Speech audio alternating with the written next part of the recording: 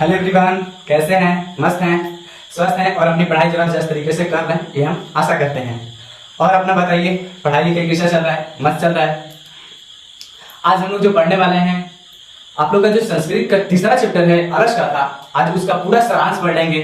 उससे पहले पाठ परिचय पढ़ लेते हैं, आखिर पाठ में बताया क्या गया है, पाठ का निचोड़ क्या है। उसके बाद फिर पूरा पाठ पढ़ लिया जाएगा, फिर उस पाठ का ऑब्जेक्टिव कर लिया जाएगा, सब्जेक्टिव कर लिया जाएगा और पूरा फिनिश, मतलब एक पार्ट का तीन वीडियो आपको मिलेगा। एक सब्जेक्टिव का मिलेगा, एक ऑब्जेक्टिव का मिलेगा और एक आपको पार्ट का सारांश मिलेगा। ठीक है, चलिए इस पार्ट को देख लेते हैं। इस पार्ट का पूरा, उससे पहले जो आलस कथा पाठ है, अच्छा क्यों लिखा गया है, इसको कौन लिखा है, इसमें क्या बताया गया है, उसके बारे में जान लेते हैं। चलिए पहले पाठ परिचय देखते हैं। पाठ परिचय में क्या कर रहे हैं? अच्छा, आलस कथा पाठ का लेखक कौन है? पहला ऑब्जेक्टिव क्वेश्चन में ये सब पूछता है कि आलस कथा पाठ का लेखक कौन है, तो इसका राइट आंसर हो जाएगा विद्यापति। लेखक मतलब क्या समझते हैं? रचयिता। इस पाठ को लिखा कौन है, तो इसके पाठ के लेखक कौन है? विद्यापति। अच्छा, विद्यापति मैथिली कवि है, एक प्रकार ये मैथिली कवि है, लेकिन बट इस संस्कृत में भी अपना लेखन, जैसे बहुत सारे कवि होते हैं, कोई हिंदी में भी लिखता है, इंग्लिश में भी लिख देता है, एक ही कवि लोग, ऐसे ही मैथिली कवि है, मैथिली में बहुत सारा चीज लिखे हैं, पर ये संस्कृत में भी अलस कथा पाठ को लिख दिए हैं। और देखिए इसमें अब क्या कर रहे हैं कि अलस कथा पाठ में आलस को त्याग करने की शिक्षा दी गई है।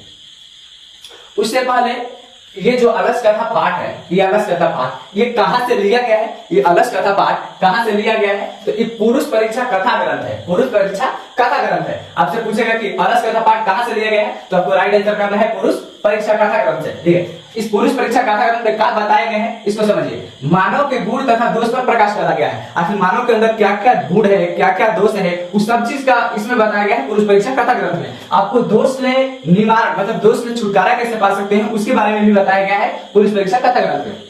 तो आगे देखते हैं कि इसमें अगला कह रहा है लाइक पाठ परिचय में पढ़िएगा, किताब आपके पास होगा तो पढ़ लीजिएगा। अच्छा, यही सारांश लिखा गया, उसके बारे में समझा है। आलस कथा पाठ में आलस को त्याग करने का, मतलब जो आलस कथा पाठ हम लोग आज पढ़ेंगे, उसमें आलस को त्याग करने की शिक्षा दी गई है। बताया गया है कि आप आलस को त्याग कैसे कर सकते हैं। और देखिए उसके आगे पढ़ते हैं, क्योंकि मानव शरीर में, ये कौन कर रहे हैं? ये विद्यापति जी अपने से कह रहे हैं कि मानव शरीर में आलस से बढ़कर कोई शत्रु नहीं है। ऑब्जेक्टिव में ऐसा क्वेश्चन पूछता है कि मानव शरीर में आलस से बढ़कर कौन ऐसा शत्रु है जो मानव शरीर में सबसे बढ़कर है, तो आलस है। आलस से बड़ा कोई मानव शरीर में शत्रु नहीं है। ठीक है ना।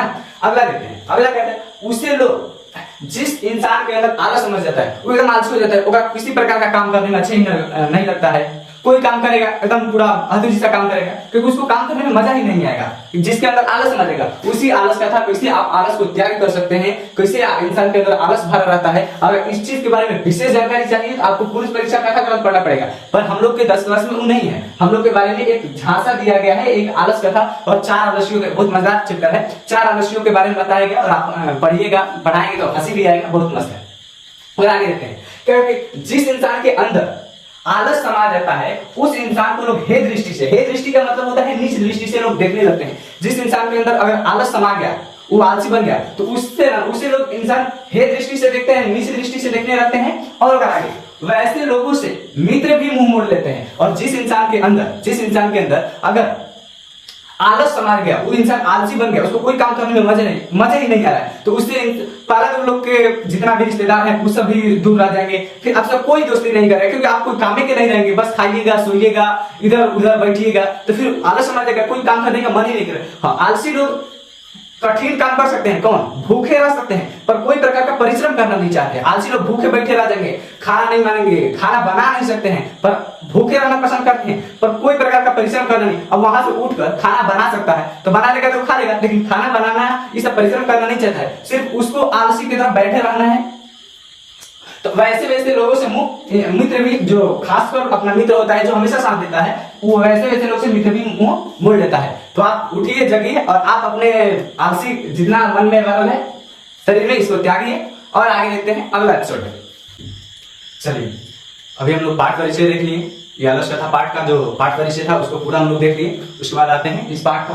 देखिए आपको एक बात बताते हैं, ये पाठ 2 खंडों में लिखा गया, खंड क और खंड ब। खंड क में 4 पंक्ति है और चारों पंक्ति का आपको अर्थ समझाते हैं, क्योंकि जो बिहार बोर्ड का एग्जाम में ना हिंदी में ही पूछता है, उसको संस्कृत में नहीं पूछता है। कैसे कैसे क्वेश्चन पूछता है ये भी बताएंगे, और क्या क्या पूछता है ये भी बताएंगे। ध्यान दीजिए, मार्कर ले, हम ध्यान दीजिए।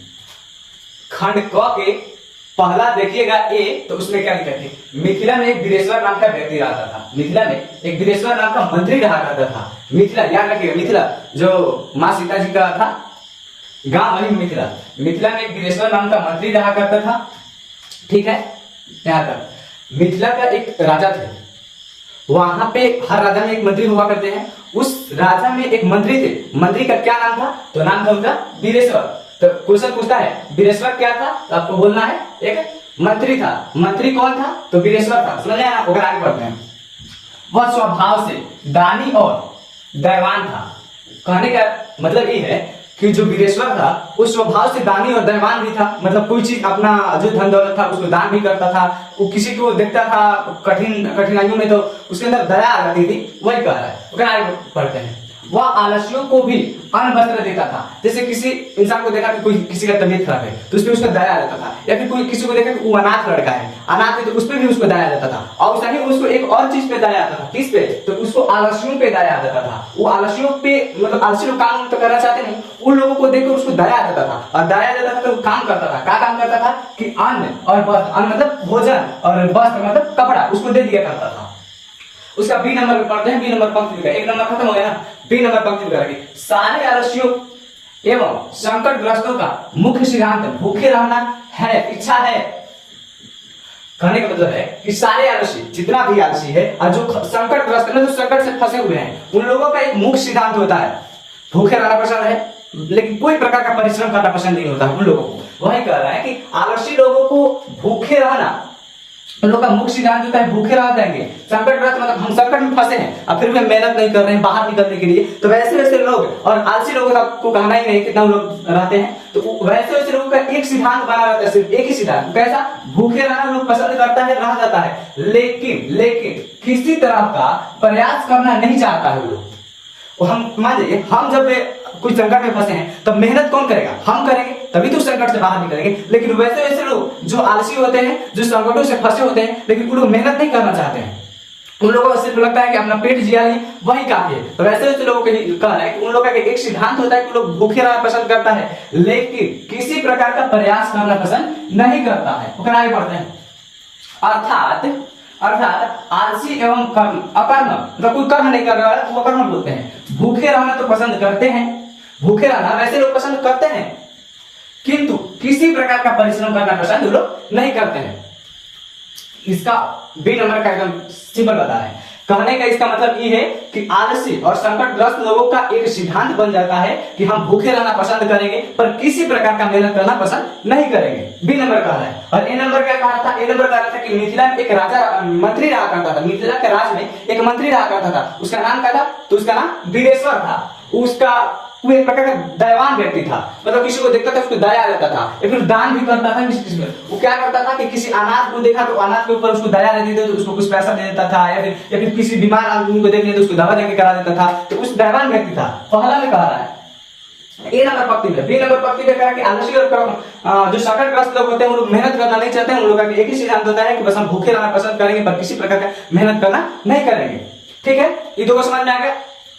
यार गर्मी बहुत है, अगर आगे देखते हैं, कोई बात नहीं, गर्मी है। तो अगला देखते हैं सी नंबर का करके। तब आलसी लोगों का इच्छित लाभ सुनकर बहुत सारे तुल्य बढ़ाने वाले लोग यहाँ जमा हो गए। कहने का मतलब ये है कि वीरेश्वर जो मंत्री थे, इन्होंने एक चीज देखा कि अरे यार हमारे जो क्षेत्र में भूखे लोग भी बहुत सारे हैं, बीमारियों से संकटग्रस्त लोग हैं, आलसी लोग हैं, तो इन लोगों को देखते हुए इसने एक मानिए एक संस्था चलवाया। उस संस्था में क्या करता था कि जो संकटग्रस्त हैं और जो आलसी लोग हैं उन लोगों को भरपेट भोजन, उन लोगों को दवा कराता था, भरपेट भोजन देता था, वस्त्र देता था, मतलब जितना सुख हो सकता था वो सब दिया करता था। वही कर रहा है कि 3 नंबर में कि जब इतना सुख आपको देने लगा कौन? वीरेश्वर इन लोगों को, तब वहां अब देखिए कोई चीज में आदमी फ्री में कोई चीज बांटने लगे तो ये निश्चित नहीं है कि वही आदमी लेने देगा जो उस चीज से पीड़ित है, दूसरा भी वैसा भेष बनाकर जाकर लेने लगता है ना।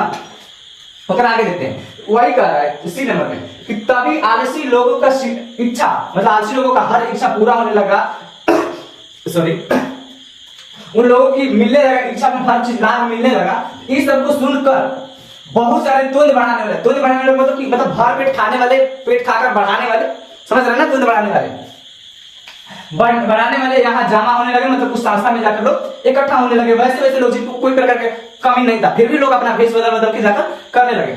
गर्मी बहुत है ना, कोई बात नहीं। अगला देखते हैं, अगला क्या कह रहा है, डी नंबर। डी नंबर कह रहा है कि सारे सुखों का मूल संगठन है। इतना लाइन का मतलब कर रहा है कि ये जो संस्था खुलवाया था वीरेश्वर, उसमें सारे सुख, मतलब एक व्यक्ति को जो जो चाहिए, एक व्यक्ति को क्या चाहिए, कपड़ा चाहिए, मकान चाहिए, रोटी चाहिए, ये तीनों उसको एकदम भरपूर मिलता था। तो यही कह रहा है कि सारे सुखों का मूल संगठन, मतलब उसको पूरा संगठन, जो जो चीज की मूलभूत इकाइयां होती है उसका सब संगठन मिलता था, मतलब हर चीज मिलता था। कौन ऐसा जीव है, मतलब जिस इंसान को सब मिल रहा है, जो चीज कोई प्रकार की कमी नहीं है, वही कह रहा है कि कौन ऐसा जीव है, मतलब कौन ऐसा प्राणी है जो अपनी जाति का सुख देखकर न दौड़ता हूं। कहने का मतलब ये है कि अब आप बताइए, किसी को फ्री में कोई चीज मिल रहा है, तो मान लीजिए कि हम मेरे लड़का लोग को ही कुछ मिल रहा है, हम उस लायक नहीं है।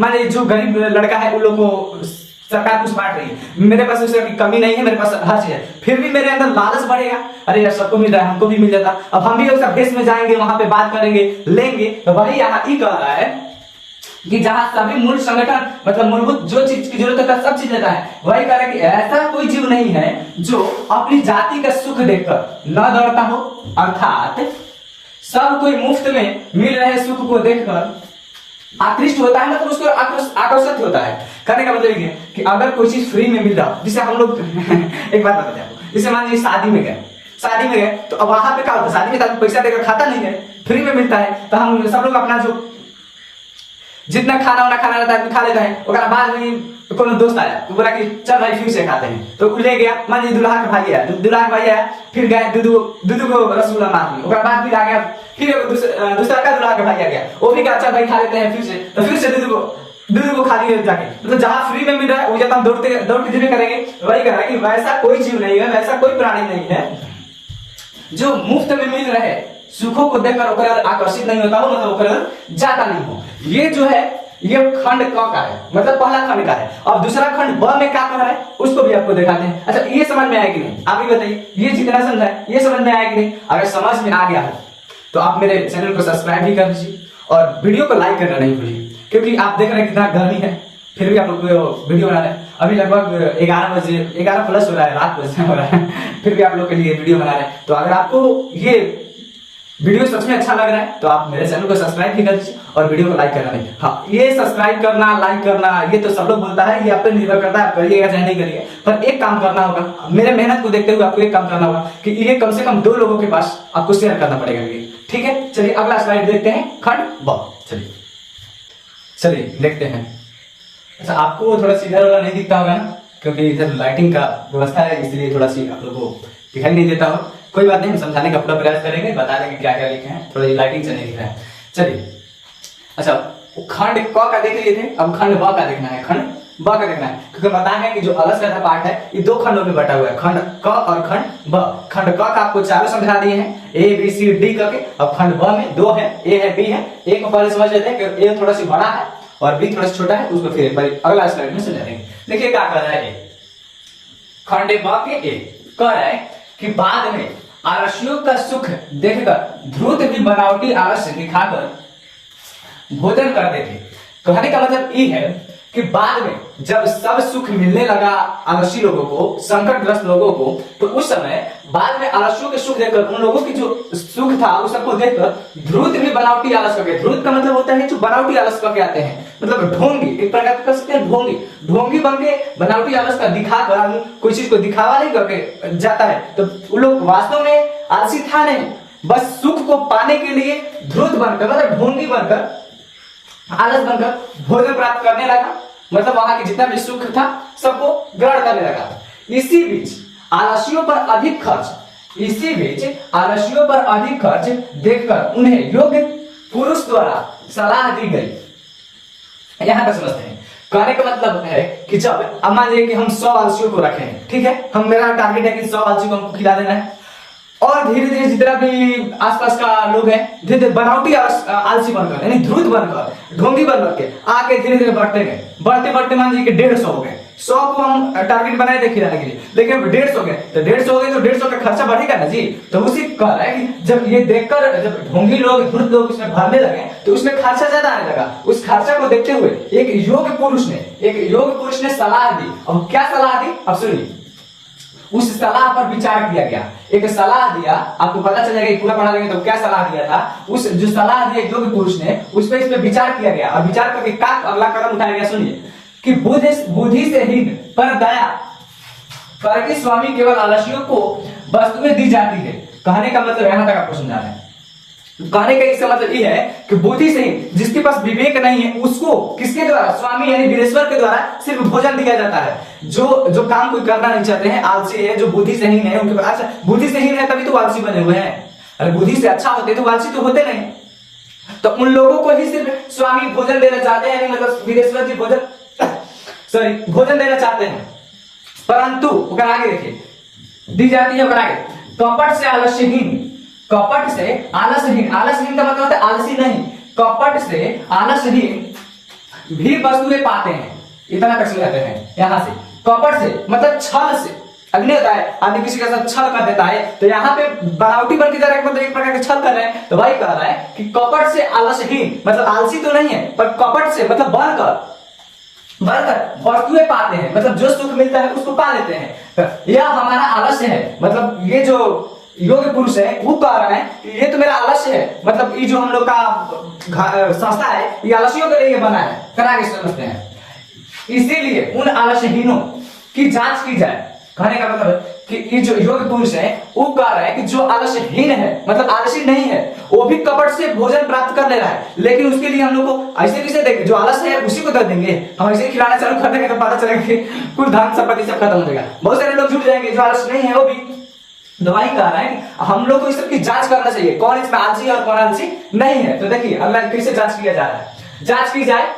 ऐसा विचार प्रस्तुत वस्तु में आलसियों के घर में आग लगाकर जांच होता है।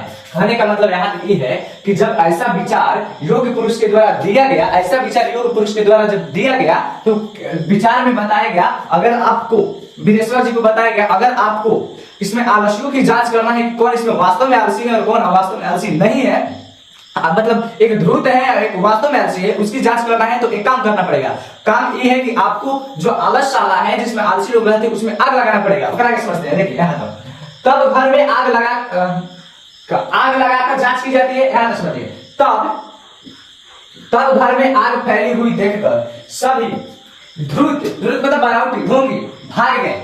क्या किया गया ना कि जब आलसी की जांच किया जा रहा था तो उसमें जांच करने के लिए उपाय निकाला गया। उपाय ये था कि हम लोग सबसे बड़ी बात कि आगशाला जो है उसमें आग लगा देते हैं। आग लगा देंगे तो आग लगाने से पता चल जाएगा, अगर वास्तव में जो आलसी होगा उसमें से भागेगा नहीं, क्योंकि आलसी को तो कुछ करना पसंद ही नहीं है तो भागेगा नहीं। और जो धूर्त बन के आए हैं, जो आलसहीन है, जो ढोंगी बन के आए हैं, वो तो भाग जाएंगे। तो वही कह रहा है कि धूर्त लोग भाग गए, बाद में थोड़ा आलस करने वाले भी भाग पड़े।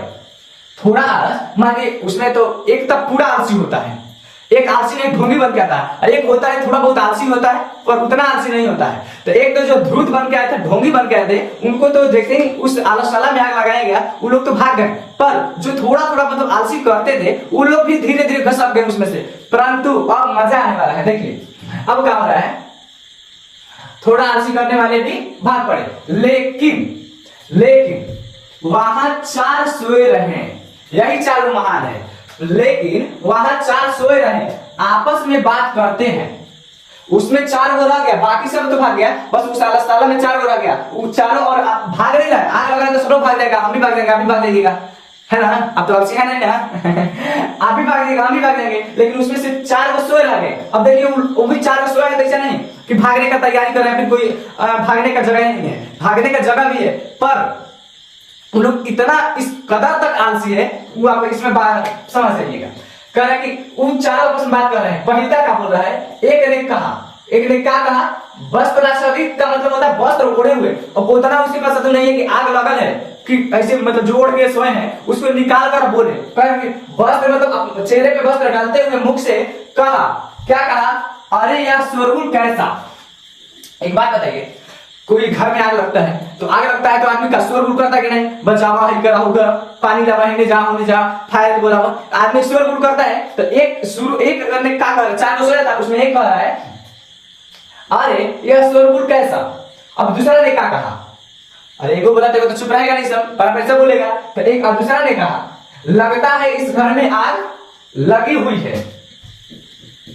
पहला ने, इसको चारों का याद रखिएगा ये लोग क्या कह रहा है, क्योंकि एग्जाम में पूछता है। पहला ने कहा कि अरे यह शोरगुल कैसा। दूसरे ने कहा लगता है इस घर में आग लगी हुई है।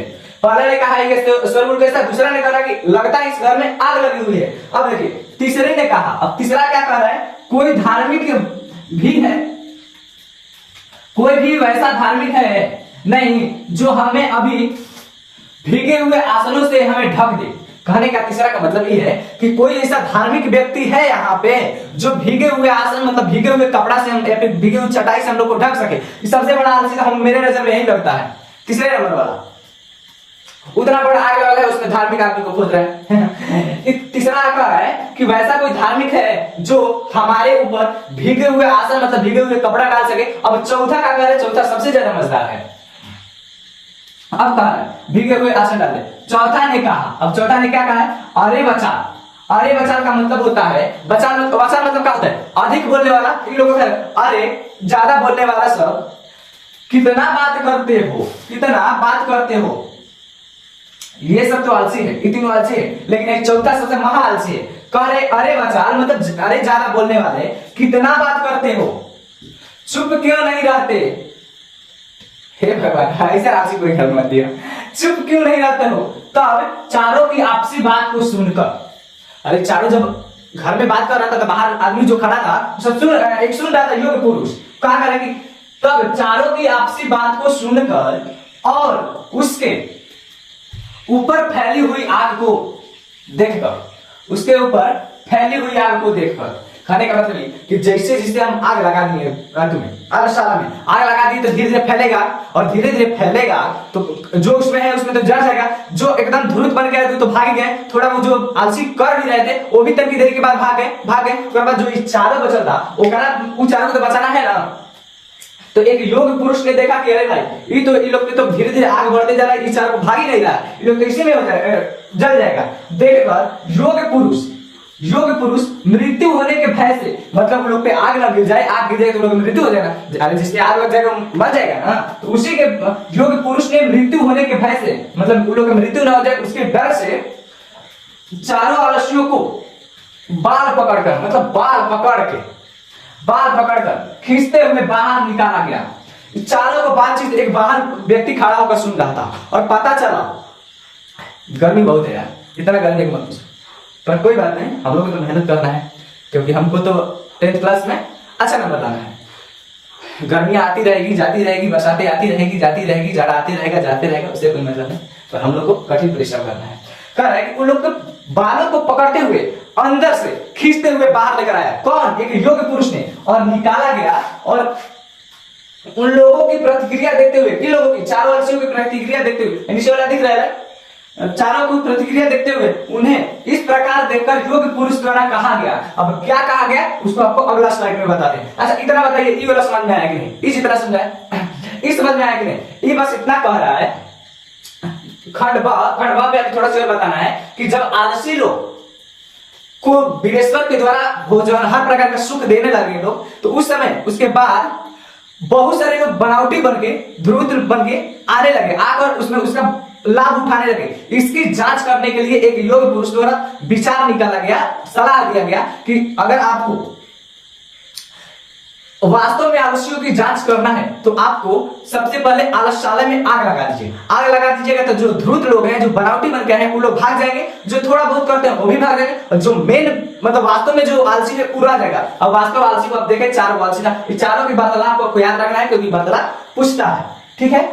अच्छा उन्हें इस प्रकार देखकर योग पुरुष द्वारा कहा गया। अब क्या कहा गया अगला स्लाइड में बताते हैं, चलिए देखते हैं। चलिए देखा जाए ना, आपको खंड ब का ए समझा दिया है, बी समझा है।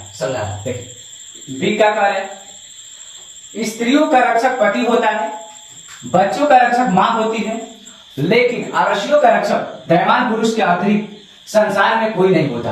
कहने का मतलब ये है कि स्त्रियों का रक्षक उसका पति ही होता है। चाहे स्त्रियां कितना भी अति हो जाए, पर उसका रक्षक देखा जाए एक कवच कुंडल की तरह उसका पति ही होता है हमेशा उसके लिए। क्योंकि एक समय आप सोच कर देखिए, एक समय पे माँ बाप भी साथ छोड़ देते हैं। अच्छा, आपका उम्र 18 होता है, 19 होता है, 20 होता है, हार्डली 21 होता है, माँ बाप किसी और के हाथ धरा देते हैं ना, पर पति कभी नहीं छोड़ता है। इसीलिए यहाँ लिखा गया, हम नहीं बोल रहे हैं, खुद किताब में लिखा गया है, स्त्रियों का रक्षक पति होता है, बच्चों का रक्षक माँ होता है। बच्चे भी ध्यान देंगे, क्योंकि बच्चा जो अपने माँ को कुछ भी बोल देते हैं, उन लोगों के लिए देखो, हम नहीं बोल रहे हैं, किताब में लिखा गया कि बच्चों के लिए बच्चों का रक्षक माँ ही होती है। जब अब बच्चे होते हैं, हम सब बच्चे रहे हैं, अभी भी हम बच्चे हैं पर जब हम लोग बच्चे थे तब, अच्छा कोई बच्चा कहीं खेल रहा हो या फिर कभी मार्केट जा रहे हो या फिर कभी तुम ऑटो में बैठे हो, फिर बस में बैठे हो, तो वहां देखे ना, बच्चा कभी कहता है मम्मी पानी दो, कभी ये दो, कभी वो दो, मम्मी परेशान होती है लेकिन छोड़ती है, कभी नहीं छोड़ती है। तो उसमें माँ ही रक्षक होती है बच्चों का।